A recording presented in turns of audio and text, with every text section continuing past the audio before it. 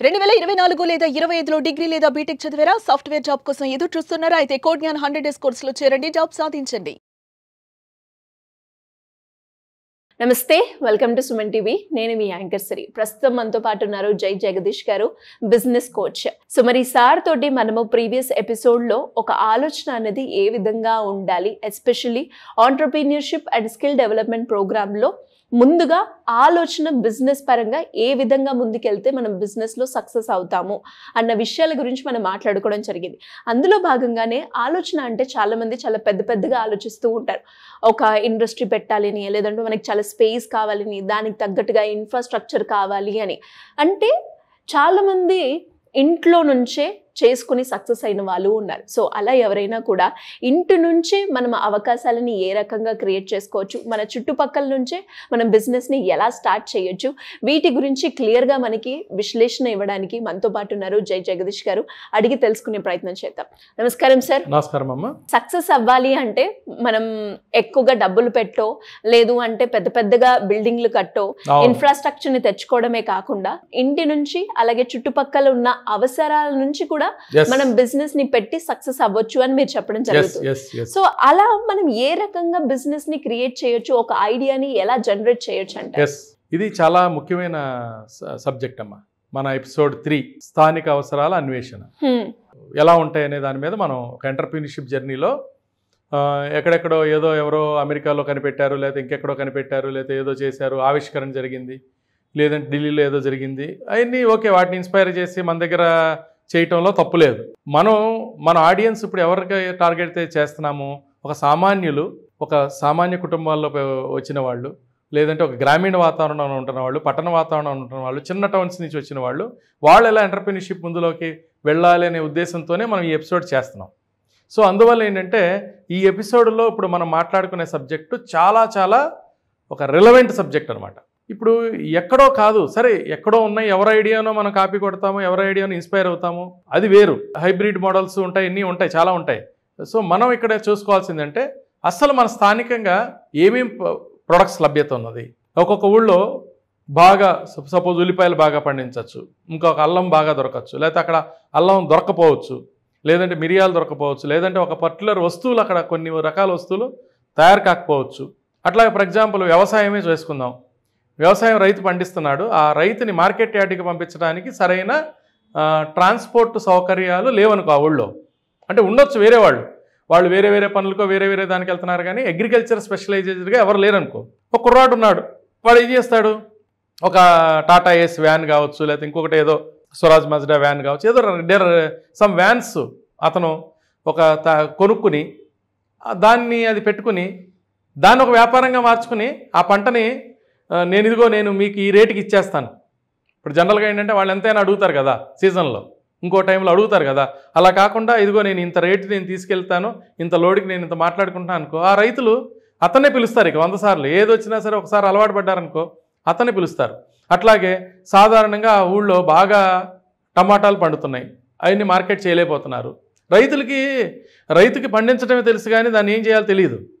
ఇతను ఒక శీతలీకరణ గిడ్డంగి, కోల్డ్ స్టోరేజ్, అతను చిన్న కోల్డ్ స్టోరేజ్ పెట్టుకున్నాడు అనుకో, ఆ టమాటాలనో లేకపోతే ఆ పర్టికులర్ ప్రోడక్ట్నో లేకపోతే ఆ ప్రొడక్ట్ దేన్నో అందులో కనుక అతను పెట్టుకుంటాక అతను చేసుకున్నాడు అనుకో, నెక్స్ట్ ఇంకొకళ్ళు వస్తారు తర్వాత ఈ కోల్డ్ స్టోరేజ్లో పెట్టిన ప్రోడక్ట్ని వాడుకుని ఒక మ్యానుఫ్యాక్చరింగ్ చేయటము, ఇంకో ప్రోడక్ట్ తయారు చేయటము. ఇతనికి ఐడియా రావచ్చు, కోల్డ్ స్టోరేజ్లో పెట్టినాక మనం ఈ టమాటాలను వాడి క్యాచప్ ఎందుకు చేయకూడదు, ఇంకోటి చేయకూడదు.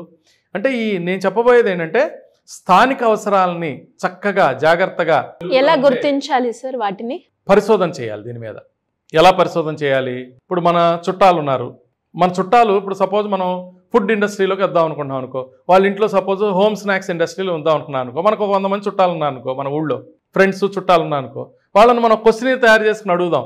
మీ ఇంట్లో ఎక్కువగా జనరల్గా నెలకి ఏమేమి ఐటమ్ వాడుతున్నారు, ఎక్కువ ఏ స్నాక్స్ తింటున్నారు, పిల్లలు ఎక్కువ ఏది తింటున్నారు, పెద్దవాళ్ళు ఎక్కువ ఏది తింటున్నారు, ఒక క్వశ్చన్ తయారు చేసుకోవటం, చుట్టాలనో ఫ్రెండ్స్నో కలవటం. లేదు మార్కెట్ రీసెర్చ్ డైరెక్ట్గా వెళ్ళిపోయి ఒక్కొక్క సంస్థ, ఒక ఆఫీసులు ఉన్నాయి, ఆ ఆఫీస్కి ఏం కావాలి, వాళ్ళ దగ్గర ఏ ఐటమ్స్ ఉన్నాయి, ఏ ఐటమ్ లేదు, వాళ్ళకి ఏ ఐటము లభ్యత కావాలనుకుంటున్నారు. ఒక హాస్పిటల్కి వెళ్ళి హాస్పిటల్ వాళ్ళకి ఏమేమి ప్రొడక్ట్ కావాలనుకుంటున్నారు. సపోజ్ వాళ్ళు ఫ్లోర్ క్లీనర్స్ ఏవో వాడుతున్నారు అనుకో, ఎక్కడి నుంచి తెప్పిస్తున్నారు, వాటి రేట్ ఎంత. సపోజ్ ఇతనికి ఆ ప్రొడక్ట్ అంతకన్నా తక్కువ రేటుకి వచ్చే అవకాశాలు సోర్సెస్ ఉన్నాయనుకో, ఆ ప్రొడక్ట్ని సప్లై చేయాలంటే స్థానికంగా ఉన్న మనకు తెలిసిన చుట్టాలు, మనకు తెలిసిన ఫ్రెండ్స్, మనకు తెలిసిన వాళ్ళకి అంటే ఇది ఒక రకమైన మార్కెట్ రీసెర్చే, but local based market research. వీటితో పాటు ఇవాళ ఆన్లైన్లో కూడా మనం రీసెర్చ్ చేసుకోవచ్చు.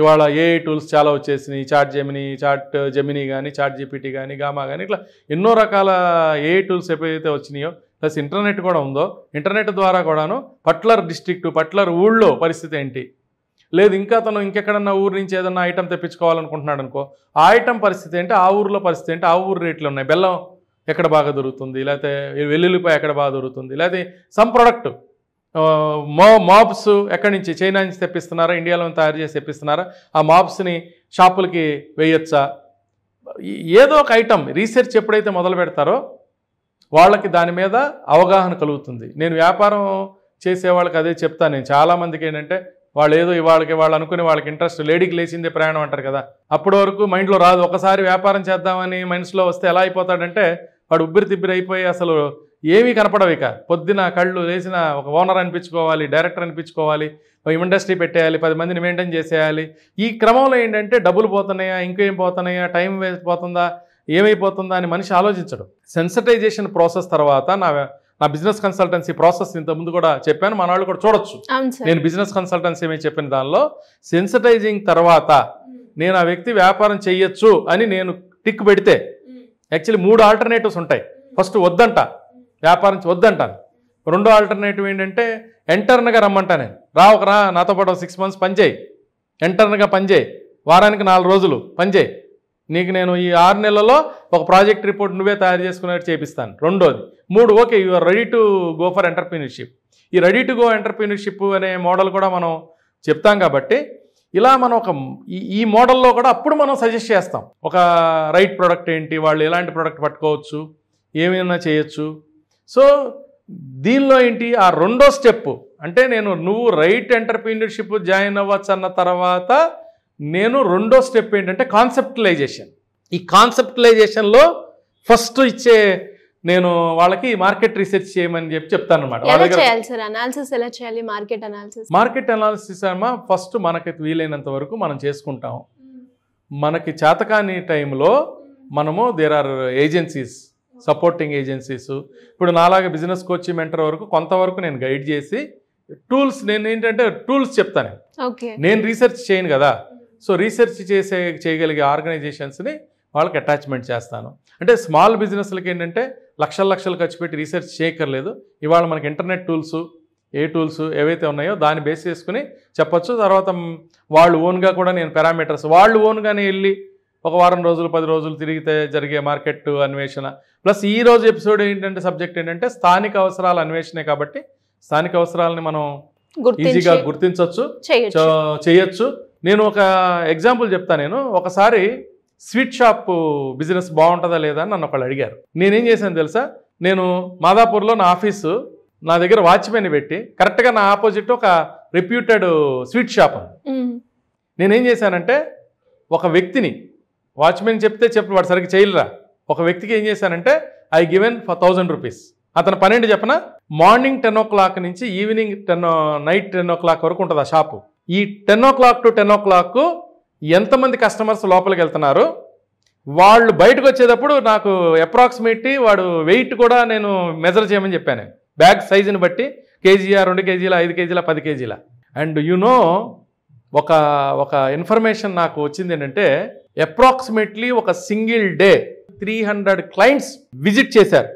అండ్ యావరేజ్న ఒకళ్ళు 2 కేజీలు, ఒకళ్ళు కేజీ, ఒకళ్ళు 5 కేజీలు, ఇలా మనం లెక్కేస్తే యావరేజ్న ఒక 1.5 kg వాళ్ళు అరౌండ్ 450 రూపీస్, 450 kgs. దీంతోపాటు ఒక bulk order approximately 500 kgs. Single డేలో ఒక రెప్యూటెడ్ స్వీట్ షాప్ నుంచి 1000 kgs వెళ్ళటం నేను నా మార్కెట్ రీసెర్చ్ ద్వారా చేయించాను. సో అప్పుడు స్వీట్ షాప్ పెడదాము అనుకునే వాళ్ళకి ఏం చెప్పాను, నువ్వు కరెక్ట్గా నువ్వు బ్రాండింగ్ చేయగలిగి కరెక్ట్గా రన్ చేయగలిగితే ఇంత స్కోప్ ఉంది నీకు. సపోజ్ ఆ స్వీట్ షాప్ వాళ్ళు ఎస్టాబ్లిష్ చేయడానికి ఒక 1 crore అయింది అనుకుందాం. సో 1000 kgs అంటే 20,000 kgs minimum, average 20,000 kgs per month లెక్కేసుకున్నా కూడాను 200 రూపీస్ వాళ్ళకి అప్రాక్సిమేట్లీ ప్రాఫిట్ ఉంటుంది. సూపర్. అసలు నేను చెప్పే చాలా తక్కువ, అంటే 20 lakhs per month, అంటే 5 months వచ్చేస్తుంది, వాళ్ళ షాపే వచ్చేస్తుంది. జనరల్గా ఏమనుకుంటారు ఎంత అంటే ఇది నాకు ఎలా చెప్పగలిగా, నేనేదో నా కాకి లెక్కలతో చెప్పలా, నేను రీసెర్చ్ చేయిస్తా. అంటే నేను మీకు ఎగ్జాంపుల్ ఎందుకు చెప్తానంటే నేను ఇలా రీసెర్చ్ చేయిస్తా. సూపర్. లో కాస్ట్లో. అదే మార్కెట్ రీసెర్చ్ వాళ్ళు ఒక స్వీట్ షాప్ పెట్టాలంటే, ఓ ప్లేస్లో పెట్టాలంటే ఎంత కావాలంటే వాళ్ళు కనీసం నేను 1000 రూపాయలు ఖర్చు పెట్టి నేను రీసెర్చ్ చేసిన దాన్ని మార్కెట్ రీసెర్చ్ వాళ్ళు ఒకళ్ళు ₹1,00,000 కూడా తీసుకుంటారు. అంటే ఎలా సార్, ఇప్పుడు ఇంకా ఎవరికైనా కూడా మీరు చెప్పిన వాటిల్లో ఈ ఆంటర్‌ప్రెన్యూర్‌షిప్ స్కిల్ డెవలప్మెంట్ ప్రోగ్రామ్ లో మీరు ఏవైతే టాపిక్స్ కవర్ చేస్తున్నారో వాటికి సంబంధించి ఎవరికైనా కూడా ఎలాంటి డౌట్స్ ఉన్నా, బిజినెస్ పరంగా ముందుకెళ్ళాలి అనుకునే వాళ్ళు మిమ్మల్ని ఎలా అప్రోచ్ అవ్వాలి? ఇదేనమ్మా, ఇప్పుడు మన స్క్రోలింగ్ అవుతున్న నెంబర్ని మార్నింగ్ 11 to ఈవినింగ్ 5 వరకు, తర్వాత కూడా ఓకే, ఇది గ్యారంటీడ్గా లిఫ్ట్ చేసే టైం ఇది. అండ్ చేయగలిగితే మనం ఆన్లైన్ కానీ ఆఫ్లైన్ కానీ తర్వాత మనం వాళ్ళతో చక్కగా మనం కూర్చుంటాం. ఈ వ్యాపారం అనే కాదు, ఏ వ్యాపారం గురించి అయినా మనం చక్కగా ఎక్స్ప్లెయిన్ చేస్తాం. నేను మళ్ళీ చెప్తున్నాను, మొదటడుగు తప్పటడుగు వేస్తే మనీ పోతుంది, టైం పోతుంది, పొరుగు కూడా పోతుంది. ఇవన్నీ పోకుండా ఉండాలి అంటే చక్కటి సలహా సంప్రదింపులు తీసుకుని రైట్ వేలో, రాయల్ వేలో వ్యాపారం చేసుకుంటే బాగుంటుంది. సో సుమన్ టీవీ కానీ బ్రాండ్ నెక్స్ట్ సొల్యూషన్స్ నా తరపున కానీ మేము ఎంతసేపు ఏంటంటే ఎంటర్‌ప్రెన్యూర్‌షిప్ని డెవలప్ చేయటం, 1000 మంది 1,00,000 మంది దీని ద్వారా ఉపాధి కలగటం అనేదే మనం ప్రథమోద్దేశంగా చేసుకున్నాం. లిమిటెడ్, వెరీ లిటిల్ ఫీజ్ ఉంటుంది, చాలా మార్జినల్ ఫీజెస్ ఉంటాయి. దాని గురించి భయపడాల్సిన అవసరం లేదు. రీజనబుల్గా మీకు చక్కగా మీకు మన కలవటం ద్వారా మంచి సొల్యూషన్స్ని మనం ఇవ్వగలుగుతాం. Thank you sir. Thank you so much. Thank you అమ్మా. Thank you. సుమన్ టీవీలో మీ పర్సనల్ అండ్ బిజినెస్ ప్రమోషన్స్ కోసం కింది నెంబర్కి కాంటాక్ట్ చేయండి.